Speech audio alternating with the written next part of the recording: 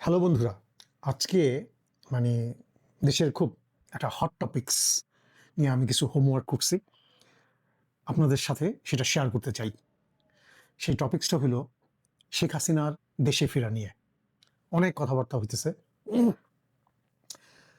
এখন আমরা প্রথম আসি যে শেখ হাসিনার ব্যাকআপটা কি।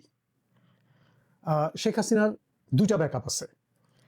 সেটা হইল শেখ হাসিনা তার 17 বছর ক্ষমতায় থাকাকালীন অবস্থায় তার গ্রুপটা বাংলাদেশে থেকে যেই 100 বিলিয়নের উপরে যে টাকা পাচার করছে। এখন অনেকে বলতে পারেন, ভাই কোথায় দেখলেন? অ্যাসালনরে দেখেন, ইসলামী ব্যাংক খালি করছে। সাইফুজ্জামানরে দেখেন, সারা পৃথিবীতে কত অ্যাসেট কিনছে। তারপরে শিকদারের ছেলে দেখেন, 36,000 কোটি টাকা মাইরা দুবাইতে মরল, রাইট? এনিওয়ে, এগুলি তো আর মানে প্রমাণ করার কোনো ইয়া রাখে না। তো যাই হোক, এই টাকাটার একটা বিশাল শক্তি আছে। ও কিছু দালাল হায়ার করছে বাংলাদেশে, সাংবাদিক, মানে চাটুকার সাংবাদিক। চাটার দেশ তো ভাই, সেই স্বাধীনতার পরের থেকে এই চাটুকারের জন্ম। তো এরা হইল কি জানেন, মানে নর্থ আমেরিকা একটা ওয়ার্ড আছে বেড বাগ, মানে বাংলাদেশে বলে উলুস। এদেরকে না আপনি নির্মূল করতে পারবেন না। এরা মানে এদের প্রজনন ক্ষমতা এত বেশি চাটুকার গ্রুপের, এরা টাকা পাইলেই বাস শুরু হয় আপনার ঘরে যে স্ট্রাকচার ঘুণের মতো খেয়ে ফেলবে। তো যাই হোক, এই টাকাটা দিয়া ওরা চাটুকার মাঠে নামাইছে মিডিয়াতে, সাংবাদিকগুলি বগর বগর বগর বগর করতেছে। এই সাংবাদিকরা শোনেন, যারা চাটতেছেন না, আপনাদের কিছু হইব না, আপনার পোলাপান ধ্বংস হয়ে যাব। এনিওয়ে, আরেকটা ওর ব্যাকআপ আছে, ভারতের ব্যাকআপ, রাইট? তো ভারতের ব্যাকআপ, হাসিনার যে প্রত্যাবর্তন, হাসিনা যে আসবে, আসলে যে কি হইতে পারে। আমি পৃথিবীর সব কিছুই একটা অর্থনৈতিক দৃষ্টি থেকে বিচার করি। পৃথিবীর যত কিছুই ঘটে সব কিছু কিন্তু অর্থনীতির বৈষম্য থেকে ঘটে। একটা কথা আছে না, necessity is the mother of invention. আমি প্রথমে বিশ্ব অর্থনীতির একটা ব্যাপার 2 লাইন বলি, তারপরে ভারতের লোকাল অর্থনীতির কি অবস্থা সেটা নিয়ে কিছু এক্সপ্লেন করব। তারপরে আপনারাই বিচার করবেন যে হাসিনা দেশে ফিরে কতটুকু টেকার ক্ষমতা তার আছে। তার তো ব্যাকআপটাই সেই তার চুরি করা পয়সা আর ভারতের জোর, রাইট? আচ্ছা, আপনি একটা কোশ্চেন কি কখনো করছেন যে সমস্ত পৃথিবীতে ক্যাশ টাকার পরিমাণ কত? এখনো কিন্তু dollar is the king currency of the world. আমরা সবাই জানি যে ডলার এখনো ডোমিনেট করতেছে পৃথিবীতে। তো ডলারের হিসাবে আপনি যদি তথ্য অনুসন্ধান করেন, গুগল করেন, চ্যাটজিপিটি করেন, যাই করেন, সমস্ত পৃথিবীতে আছে total $8 trillion cash floating around the whole world, right? Trillion তো জানেনি, দশলক্ষে 1 মিলিয়ন, 1,000 মিলিয়নে 1 বিলিয়ন, 1,000 বিলিয়নে 1 ট্রিলিয়ন, মানে লক্ষর পরে কিন্তু এটা একদম লাভ দেয় হাজারে। তো যাই হোক, এই 8,000 ট্রিলিয়ন যে ক্যাশ আছে, এইটার অলমোস্ট 60%-এরও বেশি দুইটা দেশের হাতে। একটা হইল চায়না আর একটা হইল ইউনাইটেড স্টেটস। এই টাকাই পৃথিবীটা কন্ট্রোল করে।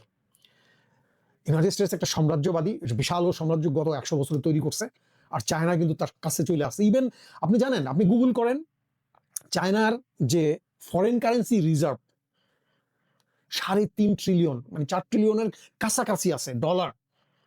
আর ইউএস এর কাছে রিজার্ভ অলমোস্ট মনে করেন 2.5-3 ট্রিলিয়নের মতো আছে প্রক্সিমেটলি। তো দেখা গেছে কি অর্ধেকের বেশি ওরাই হোল্ড করতেছে ক্যাশ মানি পৃথিবীর।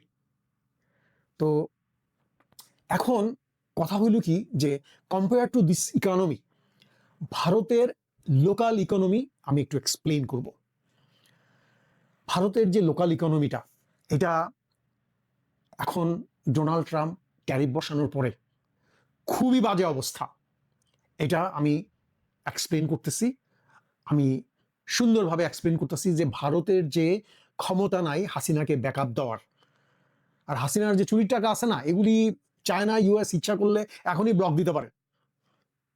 তো ইউএস এর যে ডিপ স্টেট 17 বছরে ফেইল হওয়া একটা ডিক্টেটর গভর্নমেন্ট হাসিনাকে আবার ক্ষমতায় আনবে কেন? যে নাকি এক সময় বলছে যে আমরা 20,000 কিলোমিটার আমেরিকা যাব কেন? আমরা, ওর ছেলে বলছে যে ওয়াশিংটনে একটা কু হওয়া উচিত, রাইট? মনে আছে আপনাদের কথা? ভারতের যে অর্থনীতির যে একটা ধস নামছে, প্রথম এটা শুরু হয়েছে ফরেন ইনভেস্টররা দিয়ে। যখন বৈদেশিক ইনভেস্টমেন্ট দেশ থেকে চলে যায়, এটার অর্থটা কি?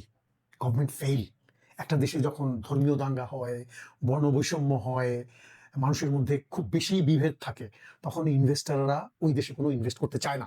ভারতের 2020 সালে ওদের ইনভেস্টমেন্টের মানে ফরেন ইনভেস্টার ছিল প্রায় $43 বিলিয়ন। এটা 2024 সালে কত নাইমা আসছে জানেন? 2024 সালে এটা নাইমা আসছে 1 বিলিয়নের নিচে।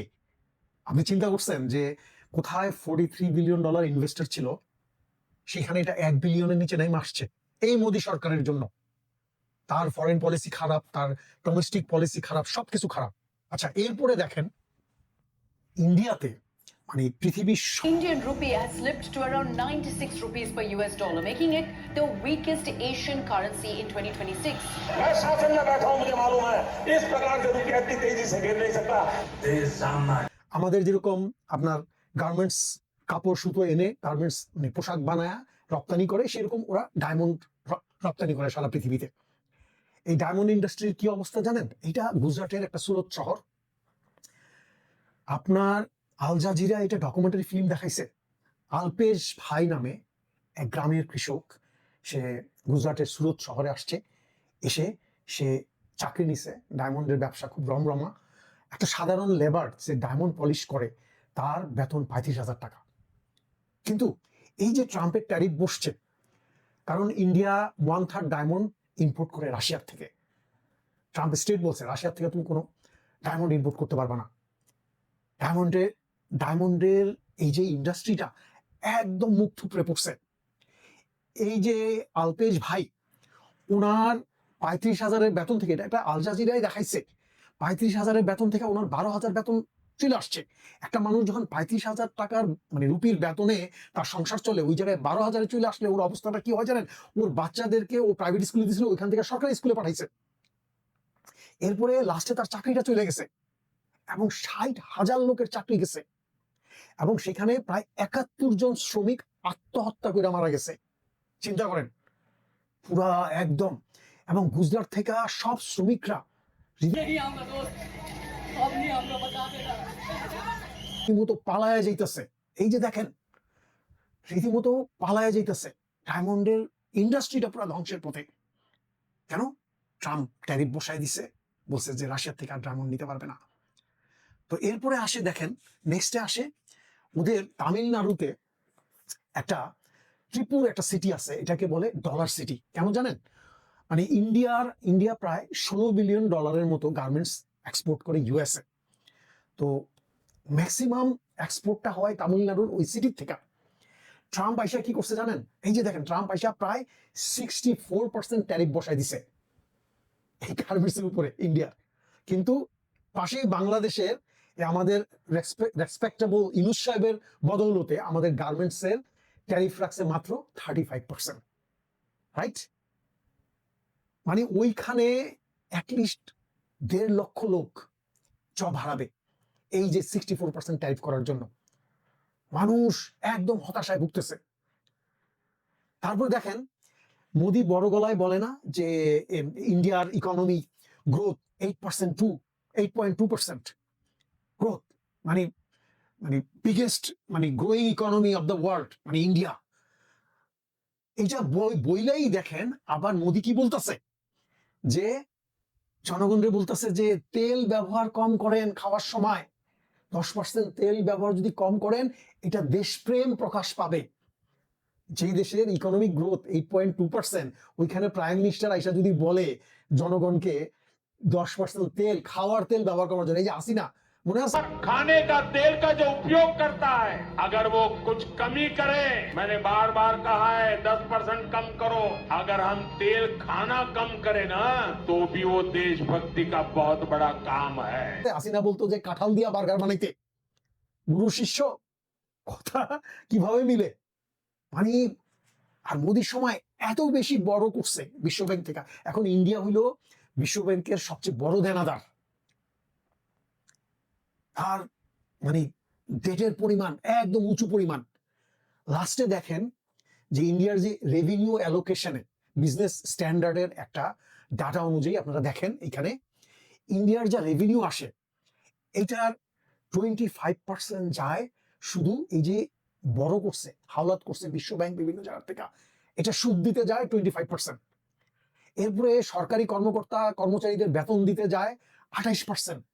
এরপরে পেনশন প্ল্যান যায় 15%।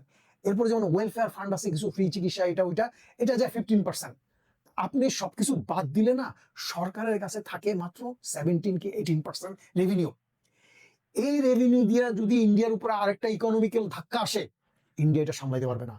যুদ্ধ করা তো বহু দূরের কথা, একটা প্লাটুন মানে সোলজার যদি, পুরো প্লাটুন সোলজার যদি বাংলাদেশে ইন করে, ইন্ডিয়ার অর্থনীতি একদম ধ্বংস হয়ে যাবে।